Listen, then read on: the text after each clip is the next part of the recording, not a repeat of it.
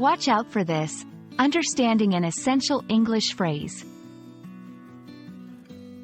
Hello, everyone. Welcome back to our channel. In today's video, we're diving into a very common English phrase, watch out for that. This expression is used frequently in both spoken and written English, and understanding it can help you navigate daily conversations with ease. So, let's get started and explore the ins and outs of this phrase together.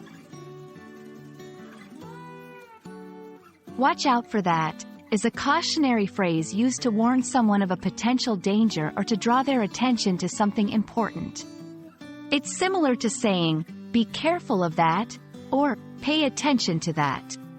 This phrase can be used in a variety of contexts, from physical dangers to abstract warnings. For example, physical danger, watch out for that car, means to be cautious of an approaching car.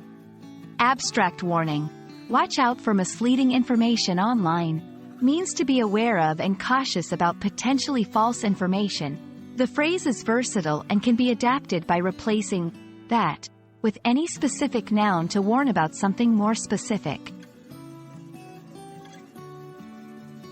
Using watch out for that in conversations shows concern for someone else's safety or well-being. It's a way to express that you're looking out for them. Here are a few tips on how to use it effectively. Be clear and specific. If possible, specify what the person should watch out for. For example, watch out for the ice on the sidewalk. Use an appropriate tone. Your tone of voice can convey the urgency of the warning. A calm tone for mild warnings, and a more urgent tone for immediate dangers. Follow up if necessary. If the situation allows, offer advice or assistance after giving the warning. The phrase, watch out for that, can be modified to fit different situations or to convey a different level of urgency. Some variations include, be careful with that, suggests caution without immediate danger. Look out for that, similar to, watch out for that, but can be less urgent. Mind that, a more British variation, offering a polite warning.